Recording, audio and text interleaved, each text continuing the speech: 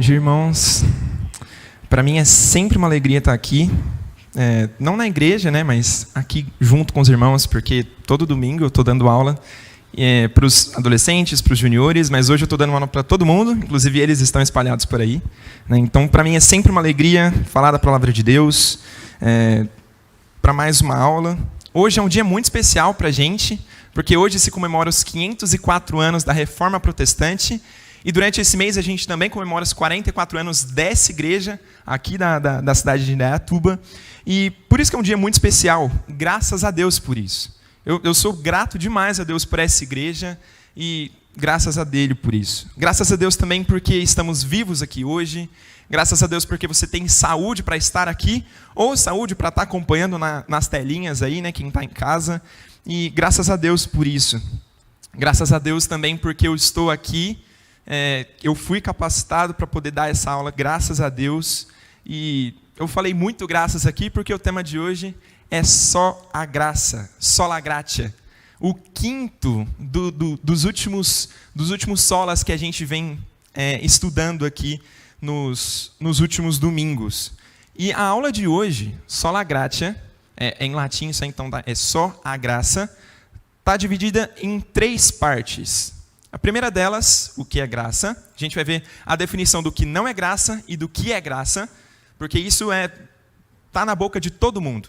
Tá na boca de todo mundo, então você sabe o que é graça, mas às vezes você entende graça como isso, graça como aquilo, a gente vai ver certinho.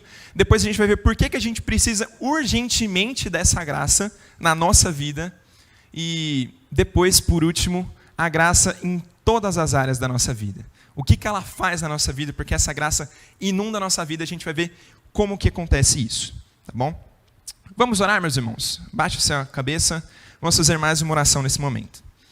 Grandioso Deus, muito obrigado por mais esse dia, muito obrigado por Tua graça em nossas vidas, que nos capacita a estar aqui hoje com saúde, e obrigado, ó Deus, porque o Senhor derrama essa graça em nós, e é só por isso que estamos vivos, ó Deus. Que o Senhor nos abençoe com essa graça para que possamos entender todas as coisas que a Tua palavra tem a nos dizer nessa manhã. Nós oramos em nome de Jesus, o nosso Salvador. Amém. Para quem é velho de igreja, mas para quem é novo de igreja, tanto faz, graça é um termo muito comum. Então, quando a gente fala o que é graça e o que não é graça, a gente pode dividir nessas 2 partes, porque o conceito de graça, às vezes é errado, ou às vezes não é o conceito da sola gratia, que a gente vai ver aqui hoje, tá? Que é um dos solas disso. Então, a palavra graça, ela faz parte do contexto, do vocabulário crentez. Então, todo mundo que é crente fala graça, graças a Deus por isso, graças a Deus por aquilo, sabe o que é graça, mas tá aí. Ele também faz parte bastante das orações públicas que a gente faz aqui, né? As misericórdias do Senhor se renova cada manhã. Seu Salve falou bastante da graça aqui de manhã. O cântico fez parte também, tem graça nele o tempo todo, na verdade. Mas se eu perguntasse para vocês aqui hoje, vocês estão bem? A maioria vai responder para mim, sim, graças a Deus. E graças a Deus, graça está presente na nossa vida. Ou se você não estivesse tão bem, não, mas a graça de Deus me sustenta a minha vida. Então graça não é alguma coisa estranha na nossa vida, né? Por mais que você seja novo convertido, a graça de Deus chegou até você. E aí, de algum jeito, você sabe o que é graça, tá?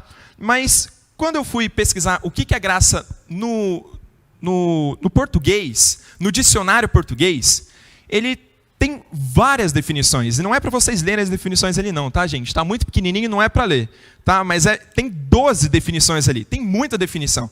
Então, graça, ela não é, como a gente está vendo, o que não é graça, ela não é essas coisas aí. Ela não é aquilo que é engraçado. Por mais que no português é isso, o sola gratia não é algo que é engraçado, que traz graça, né? Eu achei isso engraçado, vem da palavra graça. Graça não é aquilo que é engraçado. Também não é um agradecimento. Eu te agradeço, muito obrigado. Porque essas palavras também estão ali no contexto de graça. Mas não é o que a gente está dando aula aqui. O sola gratia não tem a ver com isso. Tá bom? Também não é um nome, tá?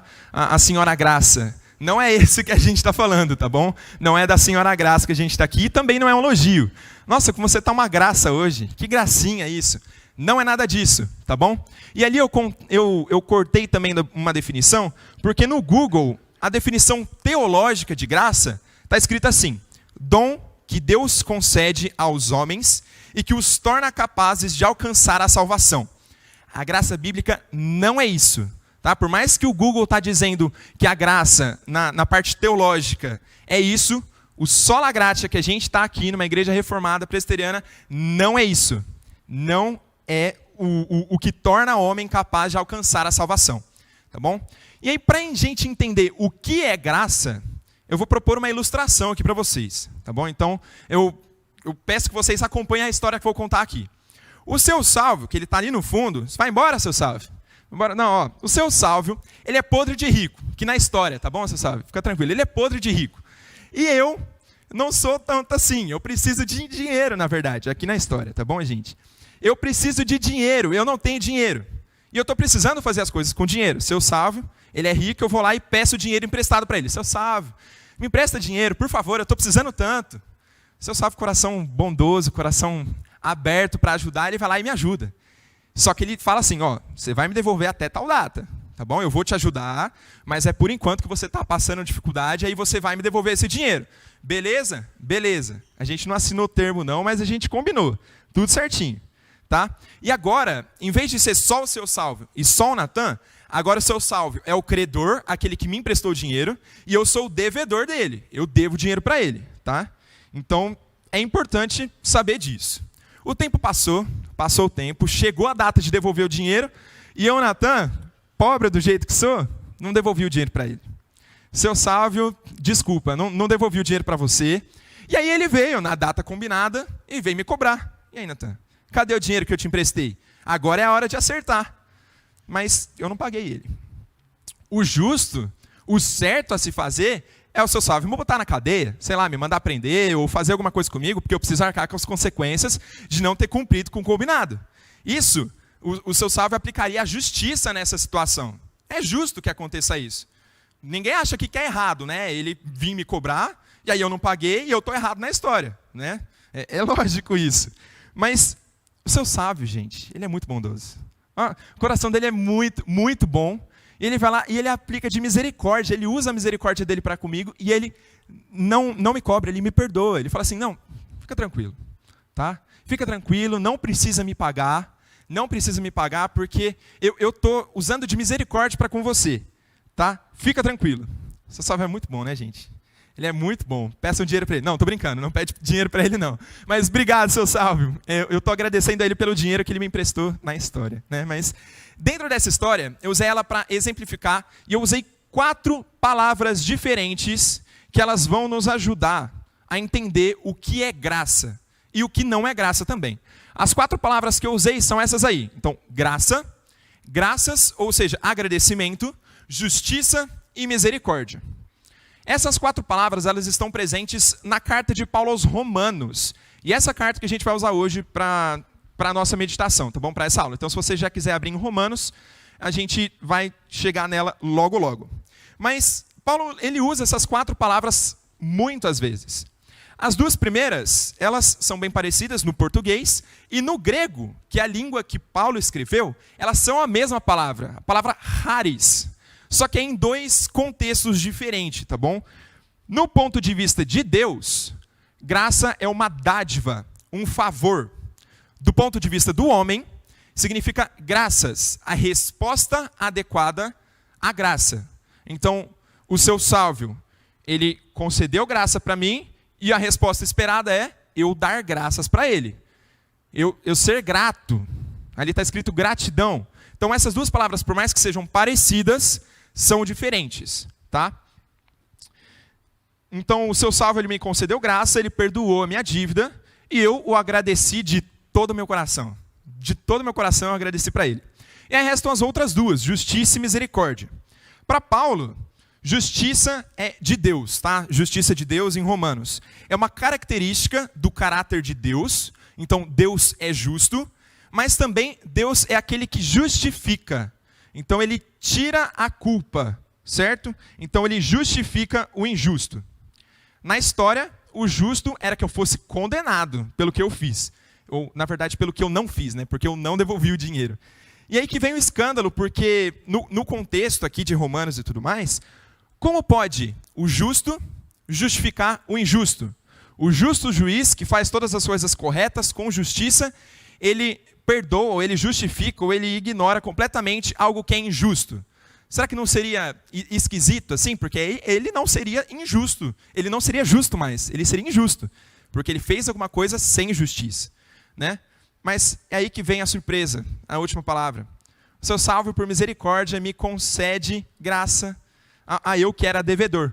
Certo? Então, misericórdia é aquilo que é concedido para perdoar a dívida, para perdoar o injusto. Tá bom? Então, a gente tem essas 4 palavras.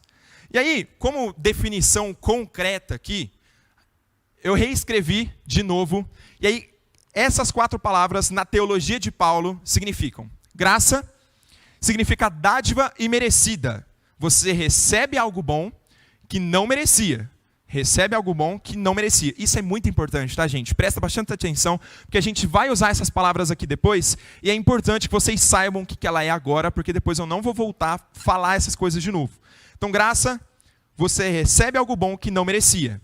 Graças àquela resposta, né, àquela coisa, é a resposta esperada por quem concedeu graça, e ela é adequada a quem foi agraciado, ou seja, a gratidão. Dar graças é a segunda palavra ali.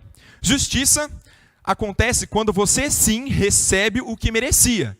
E misericórdia é que você não recebe o que merecia. Ficou claro isso, gente? As 4 palavras, elas são parecidas, têm um contexto muito embolado, mas elas têm as definições bem diferentes, tá? Tudo certo? Então, isso é graça. Recebe algo bom que não merecia. Agora a gente vai passar para o segundo ponto da nossa aula, que é a necessidade urgente da graça. E aqui eu vou gastar um bom tempo da aula falando sobre isso, porque é uma necessidade muito urgente.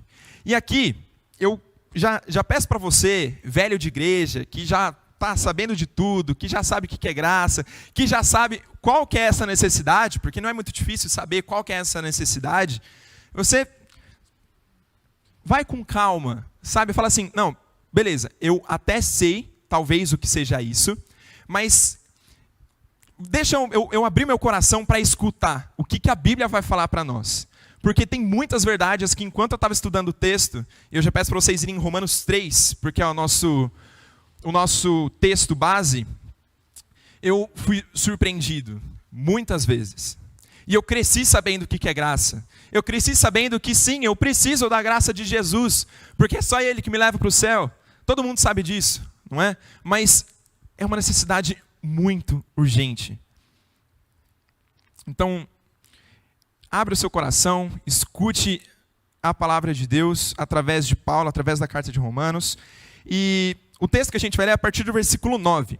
O contexto dessa carta aqui, o que estava acontecendo lá na igreja de Roma? Os irmãos dessa igreja, eles estavam divididos entre judeus e gentios, ou seja, os não judeus da época, certo? Então eles estavam divididos. Os judeus, eles diziam que os gentios, eles precisavam seguir a lei, que eles precisavam ser circuncidados, que eles precisavam obedecer fielmente, comer tal e tal prato, precisavam seguir os rituais. O propósito de Paulo, ao escrever essa carta, era unificar os dois, era fazer o povo entender que não existe essa diferença entre judeu e gentio, trazendo para o nosso contexto, entre crente e não crente, entre quem é dessa igreja aqui e quem é de fora. Não existe essa diferença. Na nossa igreja não existe, não faz diferença se você é crente, se tem uma correntinha aqui com uma cruz. Essa aqui é uma âncora, por causa do texto da âncora da fé. Cristo é a âncora da minha alma, certo? Então, eu uso isso aqui no peito, mas isso aqui não significa nada. Isso não diferencia eu de outras pessoas que estão lá fora, porque somos seres humanos. E é isso que o texto, a partir do versículo 9, vai dizer para a gente. Que todos somos iguais. Romanos 3, a partir do versículo 9. Que se conclui: temos nós alguma vantagem? Não, de forma nenhuma. Pois já temos demonstrado que todos, tanto judeus como gregos, estão debaixo do pecado. Aqui, Paulo já está englobando todo mundo farinha do mesmo saco. Todo mundo igual. Todo mundo aqui é exatamente igual a esse povo aqui, que Paulo está escrevendo essa carta, é exatamente igual a quem está lá fora na igreja, Quem está fora da igreja, quem é desviado, quem não é, está todo mundo igual. É a farinha do mesmo saco. E aí ele continua. Versículo 10. Como está escrito, não há justo, nenhum sequer. Não há quem entenda, não há quem busque a Deus. Todos se desviaram e juntamente se tornaram inúteis. Não há quem faça o bem. Não há nenhum sequer. A gente está nesse barco, irmãos. Não se ache especial porque você está sentado nesse banco ou se você está assistindo essa transmissão ao vivo. Você não é especial por conta disso. Não importa se você tenha 30 anos de igreja, não importa se você ajudou a fundar essa igreja, que faz 44 anos esse mês, não importa que você seja bom ou ruim, se você seja rico, se você seja pobre, alto, baixo, presbiteriano, batista, tanto faz, não importa. As Escrituras nos mostram aqui que não há justo, nenhum sequer. E nem tem como nenhum de nós aqui tentar provar alguma coisa ao contrário, porque as nossas atitudes diárias provam isso para a gente, provam isso para as pessoas que estão ao nosso redor. E o texto ele vai nos mostrar 4 coisas que nos mostram que a gente está debaixo do pecado, que a gente peca, que a gente é pecador, farinha do mesmo saco. Não importa se a gente está dentro da igreja ou se está fora, a gente é tudo a mesma coisa. A primeira coisa, porque nós não somos justos. Na verdade, nós, ao contrário disso, nós odiamos a justiça. O ser humano é uma raça que não gosta da justiça. Ele não quer a justiça. Os exemplos estão em todos os lugares. Se você parar para pensar um pouquinho agora, ou se você lembrar da rotina que você vive no dia a dia, você vê desigualdade social, você vê falta de saneamento básico para milhares de famílias brasileiras. Eu duvido aqui que alguém tenha falta de saneamento básico aqui, mas é realidade no nosso país. A corrupção política, a falta de estudo e qualidade para todo mundo. Você pode até ter tido uma qualidade de estudo, ou uma qualidade de vida até aqui, mas isso não é realidade para todo mundo. Não é realidade para todo mundo. Na verdade, não é realidade de quase ninguém, é de pouquíssimas pessoas que a realidade é uma vida estável, uma vida boa, classe média alta, classe alta. São pouquíssimas pessoas. A realidade de muita gente é da classe baixa para baixo. Tem muita gente que sofre nesse mundo. O que você tem feito para mudar essa situação? Porque isso é injusto. Isso é uma injustiça das grandes. Você está comendo um cheeseburger de final de semana e o outro está comendo farinha todos os dias porque não tem outra coisa para comer, farinha com água. Isso é injusto. É totalmente injusto. Então, o que você tem feito para acabar com isso? O que você tem feito para acabar com a injustiça política, com essa desgraça política que está acontecendo no nosso país? O que você tem feito para acabar com a fome no nosso estado, no nosso país, na nossa cidade? O que você tem feito para mudar a situação política? Se você não tem feito nada, ou se você tem feito pouco e acha que está tudo bem, você é injusto. Você não pratica justiça. E se você não pratica justiça, você é pecador. Você está lá junto, nesse texto. E aí você pode pensar, não, mas eu sou justo, eu tenho senso de justiça.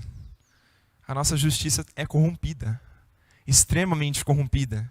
Porque você só é justo quando vai te beneficiar. Você contrata um advogado para poder aplicar a justiça que você merece. Porque, não, eu sou justo. Eu quero a justiça aplicada aqui nesse caso, mas só quando você vai ser prejudicado, ou só quando você vai ser abençoado por conta disso. Provérbios 22:8 vai nos dizer que o que semeia a injustiça colhe a desgraça, e a vara da sua indignação será destruída. Você é injusto. Eu sou injusto. Porque a gente não gosta da justiça, a gente odeia a justiça. Nós estamos debaixo do pecado porque nós não somos justos. Ninguém é justo. E, como diz Provérbios, o que semeia a justiça colhe a desgraça. E a desgraça é a nossa vida de pecado. Mas nós não somos pecadores simplesmente porque não somos justos, mas porque nós não buscamos a Deus. Sabe qual que é a maior dificuldade do cristão? Isso não é muito difícil de saber, não. A maior dificuldade do cristão é a constância. Você não é constante. Porque todo mundo aqui conhece a música. Leia a Bíblia e faça a oração. Todo mundo conhece. Leia a Bíblia e faça oração se quiser crescer. São duas coisas simples, que andam juntas. Quem aqui faz isso todos os dias, regularmente, fielmente? todos os dias. O futebol sempre vai ser mais atrativo. Sempre, sempre, sempre, sempre. Você assistiu uma pregação ou assistiu o jogo Corinthians e Flamengo no domingo, é muito melhor. O seu celular sempre vai ser mais atrativo do que você parar 5 minutos para orar. Eu coloquei no meu celular, justamente por conta disso, porque eu sou pecador miserável, um quadradinho assim que me mostra quanto tempo eu passo no celular, na tela ligada do celular. Gente, é triste, porque eu passo muito mais tempo no celular do que em oração, do que em leitura bíblica. Não deveria ser assim, porque eu não busco a Deus, eu sou pecador e você também é. Eu tenho certeza que a maioria que passa muito mais tempo na televisão, ou envolvido no trabalho, ou envolvido em outras coisas do que envolvido com a palavra de Deus, envolvido com quem Deus é. O livro de ficção não vai te dar tanto sono assim quanto a Bíblia. É engraçado isso, né? Porque eu sei que vocês sabem que é verdade. Você começa a ler a Bíblia, dá sono, porque somos pecadores, que a gente não busca a Deus. Nós estamos debaixo do pecado porque não somos constantes, nós não buscamos a Deus. E aí quando eu leio o Antigo Testamento, eu vejo a história do povo de Israel, eu fico bravo. Falo assim, nossa gente, o que é isso? Esse povo inconstante que Deus salva, eles vão lá e pecam de novo, eles se desviam. Deus vai lá e restaura, eles vão lá e criam um Deus novo. Deus vai lá e liberta e coloca eles num lugar maravilhoso, eles vão lá e de novo quebram a lei do Senhor. Eu fico bravo lendo, mas aí eu olho para a minha vida e não fico mais bravo, porque eu sou exatamente igual. Eu gosto de imaginar um espiral que vai descendo. Um espiral que sempre volta. Deus, Ele nos dá as bênçãos, a gente se torna grato, mas depois isso vira uma ingratidão total, e aí isso vai indo até o fim. Pecadores miseráveis. Pecadores miseráveis porque não buscamos a Deus. Eu sou igual a você, você é igual a mim, nós somos igual ao povo de Israel e a gente se enquadra ali naquele pedacinho do slide, não há quem busque a Deus. Mas não é só isso, nós também somos inúteis. É forte isso, mas nós somos inúteis. Tiago 1:27 diz que a religião pura e sem mácula para com o nosso Deus e Pai é esta, 2 pontos. Visitar os órfãos e as viúvas nas suas aflições e guardar-se incontaminado do mundo. Quem é que faz isso diariamente, constantemente, todos os dias? Quem cuida dos órfãos, quem cuida das viúvas nas suas aflições? E guarda incontaminado do mundo. Das viúvas do nosso mundo, daqueles que passam fome, daquelas mulheres que são violentadas na rua. Você cuida dessas pessoas? Daqueles que estão morrendo sem ouvir o Evangelho. Você cumpre esse mandato de Jesus todos os dias da sua vida para pegar o Evangelho a toda criatura? Se você olhar na última semana, quantos dias seguidos você pregou o Evangelho para alguém? O próprio Jesus Cristo, no Evangelho de Lucas, capítulo 14, versículo 34, ele diz: o sal é certamente bom, que ele salga, mas se o sal se tornar insípido, ou seja, sem sabor, como lhe restaurar o sabor? Não presta mais nem para a terra, nem para o monte de estrume. Lançam-no fora. Quem tem ouvidos para ouvir, ouça. O seu propósito aqui na terra é ser sal. Mas se você perdeu o sabor, se você não faz o propósito que o sal existe, o sal existe para salgar, mas se você perde esse propósito de salgar, para que serve? Inútil. Você não serve nem para a terra, nem para fazer nada na terra, nem para ser jogado no estrume, não serve para nada. Estamos debaixo do pecado porque somos inúteis. A gente não faz o que a gente deveria fazer. A gente é inútil. Mas não é só por isso que a gente está debaixo do pecado. E tem mais um. Porque nós não fazemos o bem. Como pode alguém mergulhado em tanto pecado assim, viver uma vida de pecado, viver uma vida inútil, que não busca a Deus, que não é justa, fazer o bem? A continuação do texto de Romanos, a partir do versículo 13, ela nos mostra o porquê que a gente não faz o bem. O porquê da gente não fazer o bem. E aí diz assim, a partir do versículo 13. A garganta deles, ou seja, a nossa garganta, é sepulcro aberto. Com a língua enganam. Veneno de víbora está nos seus lábios. A boca, eles a têm cheia de maldição e amargura.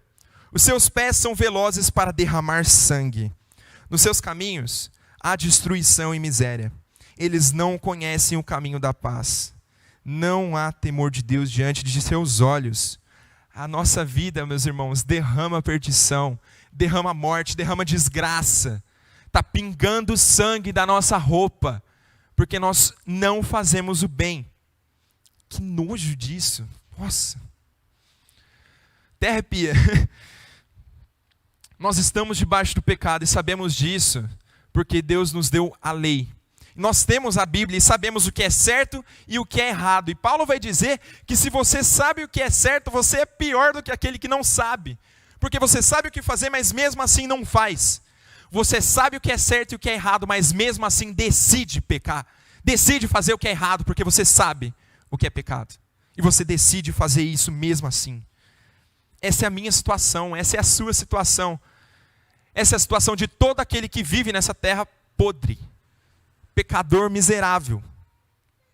O verso 19 do nosso texto, ele vai dizer assim: ora, sabemos que tudo que a lei diz é dita aos que vivem sob a lei, para que toda a boca se cale e todo mundo seja culpável diante de Deus. Nós somos culpáveis diante de Deus. E aqui eu gosto de ilustrar para os meus adolescentes da seguinte maneira, para ficar bem claro. Está todo mundo no restaurante. Restaurante é bom, né? A gente está num restaurante e os pratos desse restaurante são os pecados que a gente comete todo dia. De todos os tipos. Prostituição, pornografia, adultério, sonegar o imposto e por aí vai. Tudo que você faz, que você sabe que você faz, porque você sabe e conhece o que é certo e o que é errado. Você, pecador, está nesse restaurante consumindo. Pega um prato aqui, manda ver, pega um prato ali, pega um prato aqui. E os garçons que estão ali, te servindo, fazendo tudo, eles estão anotando tudo na sua conta. Eles não deixam nada passar. No restaurante normal é assim mesmo, né? Eles não deixam nada passar. Vai colocando isso nessa conta. O problema desse restaurante é que ele não aceita dinheiro, não. Não é o dinheiro que vai pagar isso. O pagamento é feito por sangue. É feito por vida. Romanos 6, 23, a primeira parte vai dizer que o salário do pecado é a morte. E como nós já vimos, Deus é justo. Então, porque você peca, você deve morrer. Deus é justo. Ele é justo. E Ele faz com que as coisas aconteçam. Então, porque você peca, você deve morrer. E porque Deus é justo, Ele deve te condenar. Ele deve dar essa sentença para você. E eu te pergunto, você já pagou essa conta? Essa conta que está jorrando sangue desse restaurante. Você pagou essa conta? Porque se o salário do pecado é a morte, você morreu? Eu duvido, porque está todo mundo aqui vivo. Mas você já pagou com o seu próprio sangue todos os pecados cometidos durante a vida? Porque a lei do Senhor, o justo juiz, diz que o pecado traz a morte. Pecou, morreu. A ira do Senhor pelos pecadores consome todas as coisas. O cálice da sua ira destrói o pecador.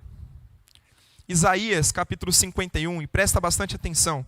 Isso aqui é para mim e para você. Acorde, acorde e levante-se, ó Jerusalém. Você que bebeu da mão do Senhor o cálice da sua ira. Você que esgotou o cálice de atordoamento. De todos os filhos que ela teve, nenhum a guiou. De todos os filhos que criou, nenhum a tomou pela mão. Essas duas coisas lhe sobrevieram, mas quem teve compaixão de você? Houve destruição e ruína, fome e espada. Mas quem veio consolar você? Os seus filhos desmaiaram, jazem nas esquinas de todas as ruas, como antílope na rede. Estão cheios da ira do Senhor e da repreensão do seu Deus. Você está cheio da ira do Senhor e da repreensão do nosso Deus. Então por que você está aqui ainda? Por que eu estou aqui ainda? Por que a gente ainda está vivo? Sola gratia. Só por conta da graça de Deus que a gente está aqui ainda. Só por conta disso que a gente não foi consumido pela ira do Senhor. Por causa da graça. Por causa da graça de Deus. Nessa situação que a gente se encontra, não existe nada que ninguém possa fazer para reverter essa situação. Só a graça de Deus nessa situação. Só a graça. E é por isso que a gente passa para a terceira e última parte da nossa aula. A graça na nossa vida. O que acontece na nossa vida? E agora eu peço para você olhar para o texto de Romanos 3 de novo, a partir do versículo 21. Mas agora, sem lei, a justiça de Deus se manifestou, sendo testemunhada pela lei e pelos profetas. É a justiça de Deus mediante a fé em Cristo Jesus para todos e sobre todos os que creem. E aqui eu quero já dar uma pausa e olhar para esse texto com um olhar meio gramatical, assim, tá? Porque estava um clima muito pesado, agora a gente vai analisar esse texto. A primeira palavrinha ali, a palavra mas, é uma conjunção adversativa, ou seja, mostra uma diferenciação de ideias, uma oposição de ideias. Então, até aqui disse alguma coisa, a partir daqui vai dizer outra coisa, certo? Então, se existe oposição de ideias, tudo que vem depois do mas é o contrário do que foi dito até ele. Então, até aqui a gente está conversando sobre uma coisa, um assunto, a partir daqui a gente vai conversar sobre outra coisa. E aqui um outro recurso que a gente pode ver dessa mudança, né, de assunto aqui, a gente pode ver que antes a gente tinha um personagem principal, agora a gente tem outro. Antes, até aqui, até esse mas, Paulo estava falando de quem? De todos nós. Paulo, o assunto principal, o personagem principal até aqui, somos nós, pecadores, miseráveis, que precisam da graça de Deus. Mas, agora, quem que entra na história? Jesus Cristo. Jesus agora é o personagem principal. E aí o texto continua. Porque não há distinção, pois todos pecaram e carecem da glória de Deus. Isso ele fez um resumindo até do que aqui a gente viu. Versículo 24, muito importante. Sendo justificados gratuitamente por sua graça, mediante a redenção que há em Cristo Jesus, a quem Deus apresentou como propiciação no seu sangue, mediante a fé. É pela graça que somos salvos, irmãos. É pela graça. Nada mais pode nos tirar desse lamaçal de pecado. Sola gratia. Toda conta, aquela conta que jorra sangue no restaurante do pecado, todo pecado que a gente já cometeu, que a gente comete hoje e que ainda vai cometer, já foram pagos. Romanos 8, versículo 1 vai nos dizer que já não existe nenhuma condenação para os que estão em Cristo Jesus. Em Cristo somente pela graça somos libertados da culpa do pecado, da condenação eterna que nos esperava. Então, Deus, Ele dá aquilo que a gente não merece, que é o significado de graça. Dá de graça a graça para nós. Romanos 6, 23, a gente já leu o comecinho dele, mas ele inteiro diz assim, porque o salário do pecado é a morte. Mas, olha o mas aí de novo, mas o dom gratuito de Deus é a vida eterna em Cristo Jesus, o nosso Senhor. Em Jesus temos vida. Ao invés da condenação, da morte eterna, nós temos vida. Vida eterna. Esse é o Evangelho de Cristo. Sola gratia. Sola gratia. Somente a graça nos limpa da imundícia do pecado, paga o nosso pecado, nos torna mais limpos que a neve, mais alvos que a neve. Mas aí o alcance dessa graça não para por aí. A graça de Deus inunda toda a nossa vida. Porque, como diz Romanos 5, versículo 20, onde abundou o pecado, superabundou a graça. Então é por isso que todas as áreas da nossa vida são atingidas pela graça. E aqui eu estou partindo já para os finalmente da aula, e a gente vai ver como que essa graça atinge todas as áreas da nossa vida. E comumente a nossa vida ela é dividida em 6 partes principais. Tá? Ela é dividida na parte intelectual, na parte profissional, na parte da saúde ou do físico, econômico e financeira, socioafetiva, que são os relacionamentos, e espiritual. E infelizmente, meus irmãos, todas essas áreas são corrompidas pelo pecado. Tudo é corrompido pelo pecado. Mas aonde abundou o pecado, superabundou a graça. Então a graça inunda todas essas áreas da nossa vida. Todas elas. E a gente vai ver rapidinho como que a graça inunda todas essas áreas. Primeiro, a graça nos dá entendimento sobre Cristo e o que Ele fez. Ela transforma a nossa capacidade intelectual para enxergarmos o que Cristo fez. Para enxergarmos o que aconteceu na nossa vida. Porque sem a graça, somos cegos. somos mortos, e quem é morto, quem é cego, não consegue entender isso.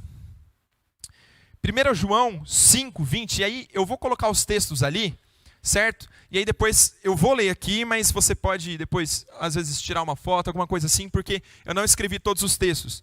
Mas diz assim, 1 João 5:20. Também sabemos que o Filho de Deus já veio e nos tem dado entendimento para reconhecermos aquele que é o verdadeiro. E nós estamos naquele que é o verdadeiro, em seu Filho Jesus Cristo. Este é o verdadeiro Deus e a vida eterna. Sem esse entendimento que é dado a nós, através da graça de Deus, ninguém vê a Deus, ninguém entende o que acontece.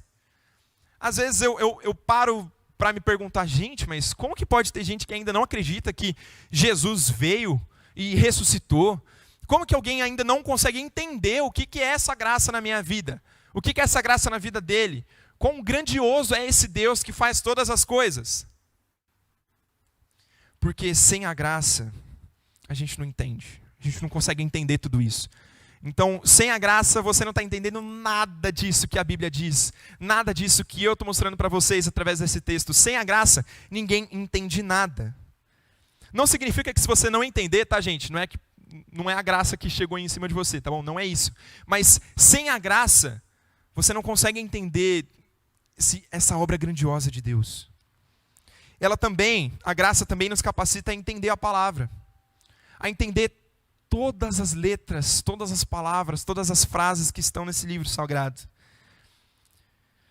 Às vezes é difícil entender o que a Bíblia nos traz.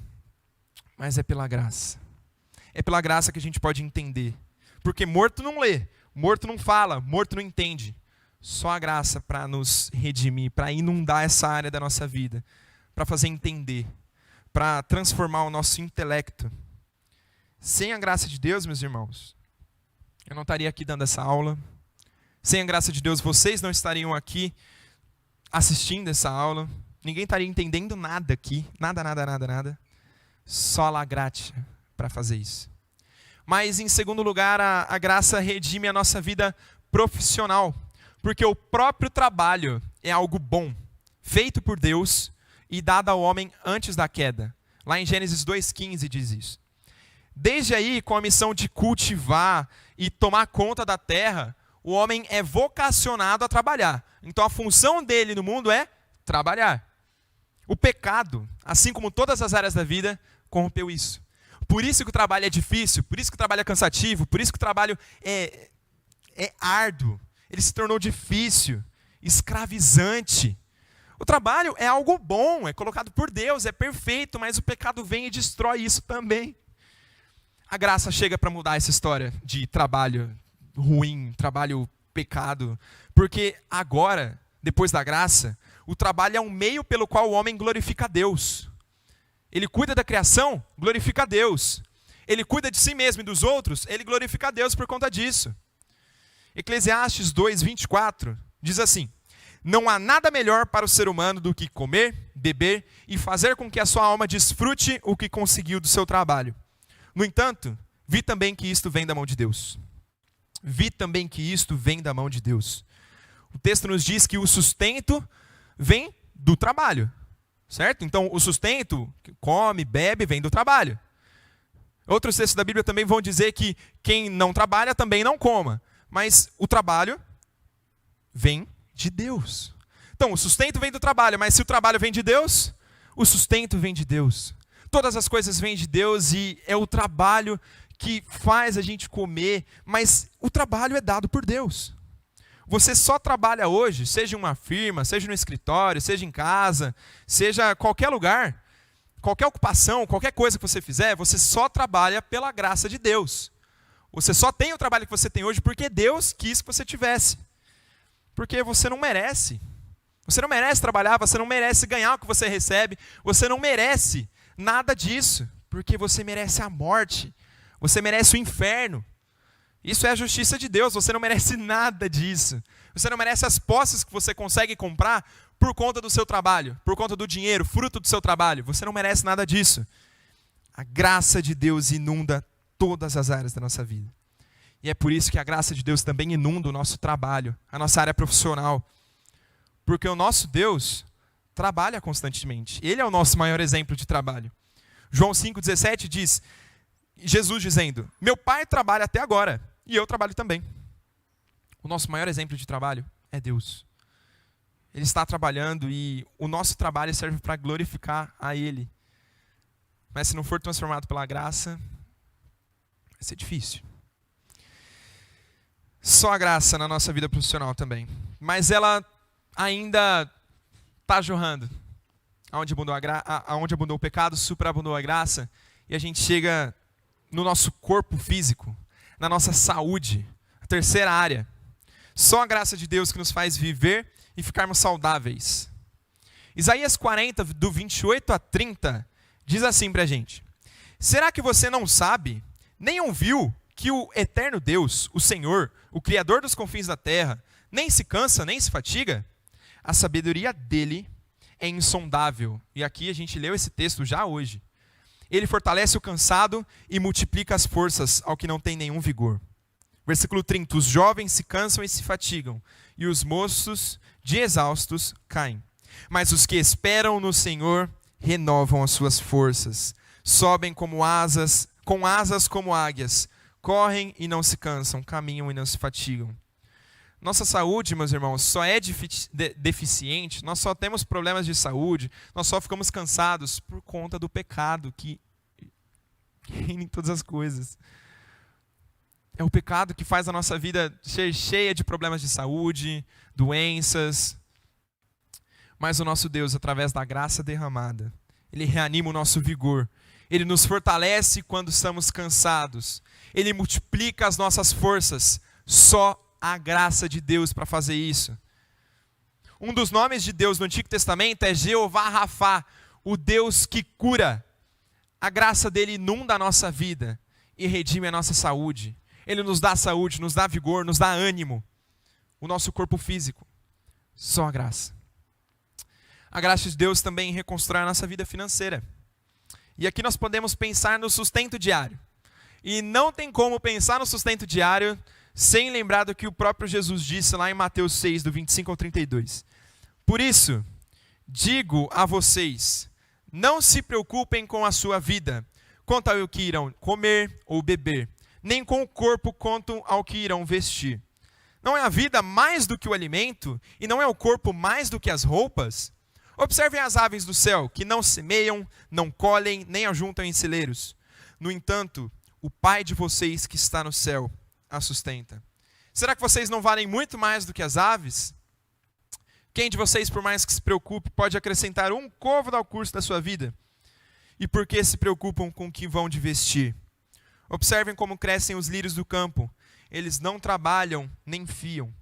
Eu, porém, afirmo a vocês que nem Salomão em toda a sua glória se vestiu como qualquer um deles.